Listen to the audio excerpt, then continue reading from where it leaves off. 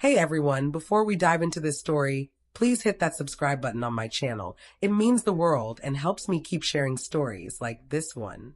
We were savoring a lemon rosemary chicken dinner when my dad rose from his seat and gently tapped his wine glass with his fork. The sharp clink sliced through the gentle murmur of our chatter like a knife through velvet. Silence settled over the table. My brother Jace glanced up, his face hovering between a smirk and anticipation, as if he could predict the moment unfolding. Raising his glass, my father turned to Jace and began, "To your graduation with honors, we're beyond proud." My mom's eyes glistened with tears, her hand clutching Jace's arm as if it were her lifeline. Jace flashed a grin, lifted his glass in response, and waited. Then, with a sly wink, my dad reached into his blazer's inner pocket and produced a small manila envelope. He passed it to Jace, who opened it, paused, then burst into laughter. "No way," he said. "Oh, yes," my father replied, his voice brimming with pride. "It's the deed to the house on Ashwood Lane. It's yours, son." The room seemed to hold its breath, stunned. My mother clapped her hands softly, letting out a delicate sigh. "Oh, Everett," she murmured, as if he'd just swept her off her feet again. Jace glanced at me across the table, expecting a reaction. I forced down a lump of bitter resentment and managed to smile. "That's incredible, Jace," I said. Then my father turned to me, still standing, glass in hand. "As for you, Callista," he said, "starting next week, rent, $800 a month. You're an adult now." I blinked, my fork slipping from my grip and clattering softly against my plate. "What?" I whispered, barely audible. He didn't waver. "You're 22. Time to pitch in. Want to be treated like an adult? Act like one." I stared, my throat tightening. Why am I paying rent while Jace gets a house?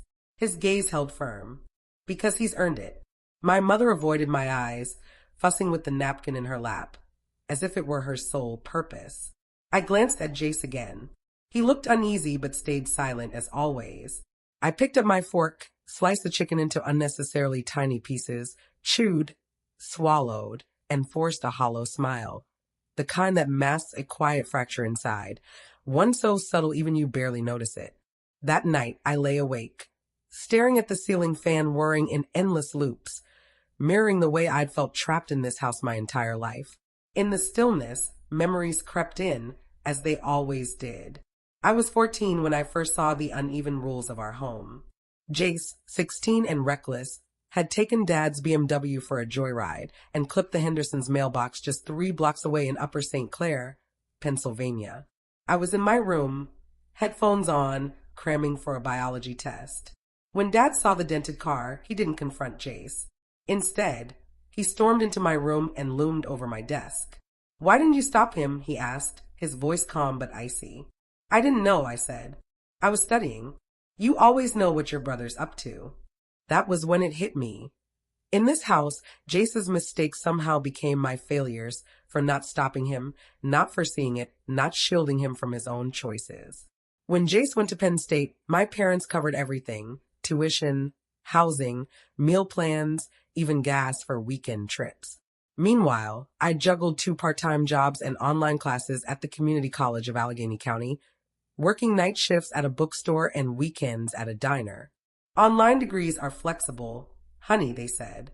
Flexible meant cheaper. No dorms, no support, no safety net. When I started a small online jewelry shop on Etsy, crafting earrings and rings, I was proud.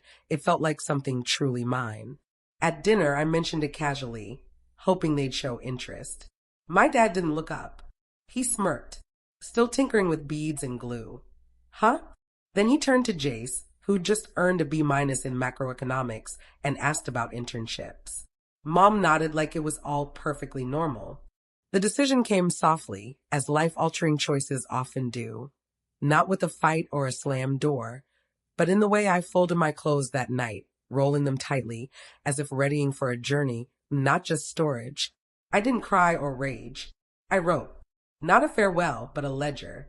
It began with simple entries. My 10th birthday party, no guests, cleaning up alone. Age 14, blame for Jace's car wreck. Buying groceries during Mom's illness in 2019, never reimbursed. giving Jace my laptop charger before his finals, taking my exam on 18% battery. My jewelry business brushed off as childish. Never asked about my earnings. The list grew, spanning years, filling both sides of the paper. At the bottom, I tallied an estimate of my contributions, grocery runs, utility bills, holiday gifts bought with waitress tips, small sacrifices to keep their lives seamless. It totaled over $9,000. Beneath it, I wrote one line. You won't find me unless I choose to be found. No signature needed. I folded it neatly and slipped it under a fridge magnet, tucked between milk and paper towels on the grocery list. Packing was next. One bag, my limit. If it didn't fit, it didn't come. Jeans, sweatshirts, toothbrush, laptop, the velvet jewelry box of prototypes, and unshipped orders hidden under my bed. From the back of my closet, I pulled the floral tin containing the leather-bound journals Grandma Ida gave me before she passed. Everyone thought they were lost during her estate cleanout, but she'd handed them to me, wrapped in brown paper. Read them when you need to remember who you are, she'd said. I hadn't touched them in 2 years, not since the night after her funeral when Dad declared her assets would be handled responsibly, meaning by him. But I sensed those journals would matter now more than ever. When I zipped the bag, it felt light, honest, like everything inside was truly mine. I slid it under the bed and turned off the light. I had a few days to act normal, but I wouldn't stay past the week. The house was silent when I rose at 3:58 a.m. I moved carefully, avoiding the creaky floorboard by my closet that Dad always meant to fix, but never did. I dressed in the dark, jeans, hoodie, worn sneakers, nothing loud. Downstairs, the kitchen glowed faintly from the street lamp outside. I paused, listening for footsteps or coughs, any sign I was still under their roof. Nothing. I removed the grocery list from the fridge magnet and replaced it with my folded letter, the ledger of 2 decades of neglect. No post-it, no highlights. If they cared to understand, they'd read it. If not, they'd do what they always did, pretend it never existed. The Greyhound station was 6 blocks away. I walked, not out of necessity, but to let the crisp morning air jolt me awake, to feel the reality of my choice. Each step felt lighter, like shedding invisible weights. At the station, I paid cash for a one-way ticket to Willow Springs, Ohio. The waiting area was nearly empty, just me, a drowsy teen with a guitar case, and a woman soothing a fussy toddler. I chose a corner bench, kept my head low, and steadied the nerves humming under my skin. Miss Yara hadn't seen me since high school, but when I messaged her last week, "Can I come?" she replied in under an hour, always. The bus arrived at 4:09.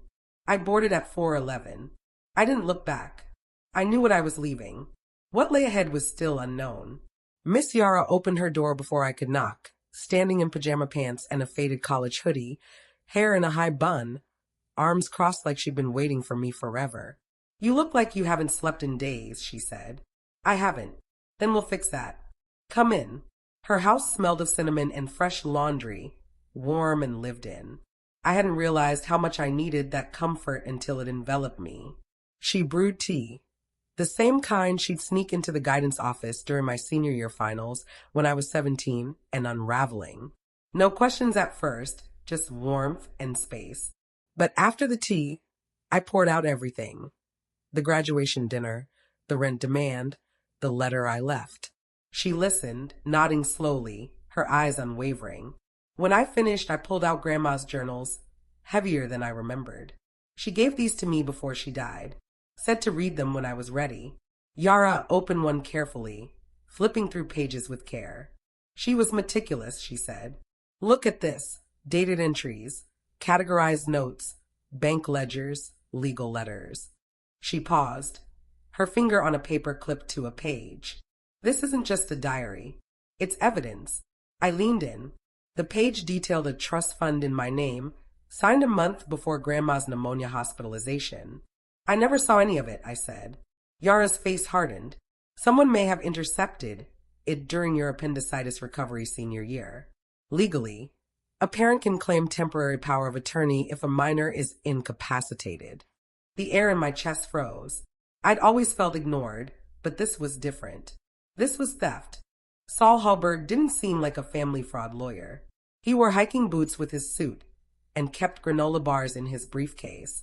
But when he reviewed Grandma's journals, his demeanor shifted, sharp, focused.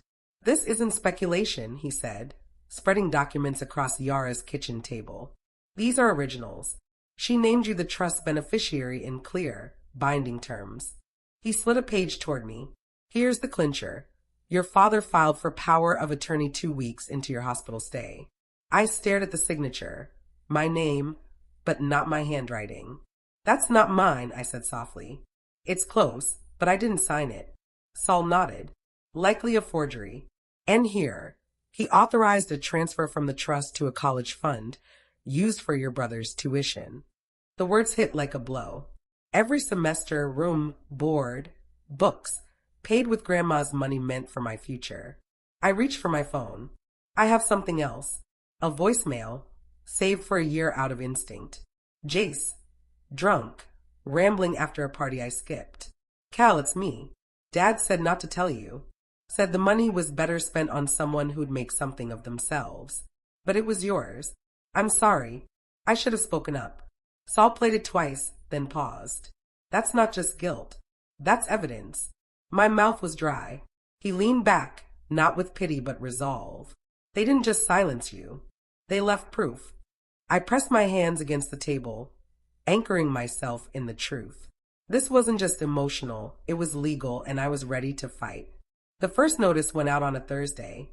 Saul filed the complaint with the Allegheny County clerk that morning, and by evening, couriers delivered letters to my parents' house. A formal investigation for trust misappropriation, financial fraud, and unauthorized power of attorney. By Friday, my phone lit up with missed calls from familiar numbers: the diner, the bookstore manager who hugged me when I quit, my freshman year roommate, all relaying the same message: "Your dad's asking where you are. Says it's urgent." Urgent. Now it was urgent. By Saturday, my mom posted on Facebook, "If anyone's heard from Callista, please message me. Sensitive family matter. We just want to talk." Comments piled up, sympathetic, curious. One neighbor even asked if I'd eloped. I didn't reply. I wasn't here to perform for their audience. Then came the breaking point. Late Sunday, Yara knocked on my door, phone in hand. "You need to see this." A local news report online. Prominent businessman's son arrested in DUI incident. Jace's mugshot hit hard, glassy eyes, messy hair, empty expression.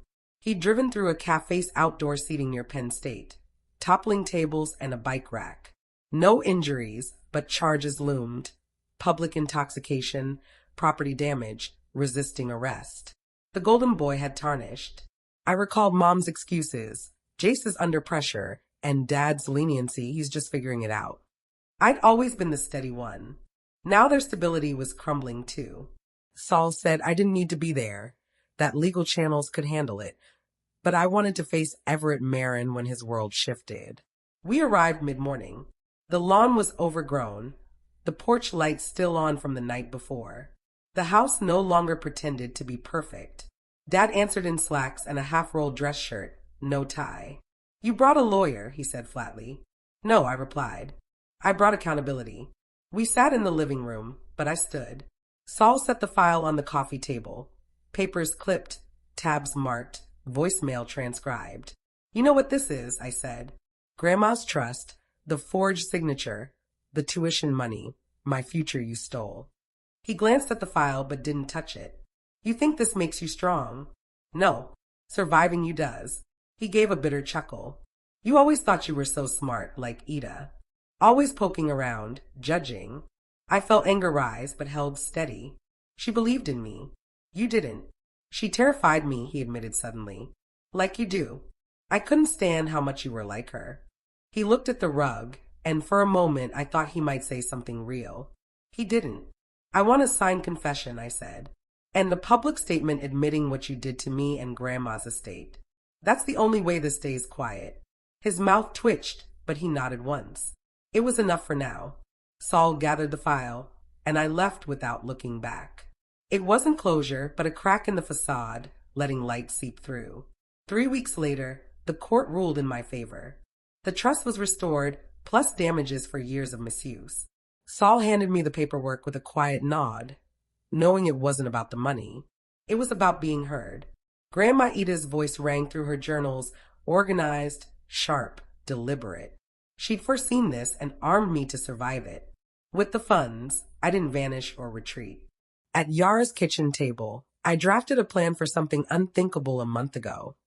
Inheritance isn't always money, a nonprofit for young adults facing financial abuse, elder fraud, and family exploitation. Co-founded by the two women my father tried to erase, Yara with heart and vision, me with structure and fire.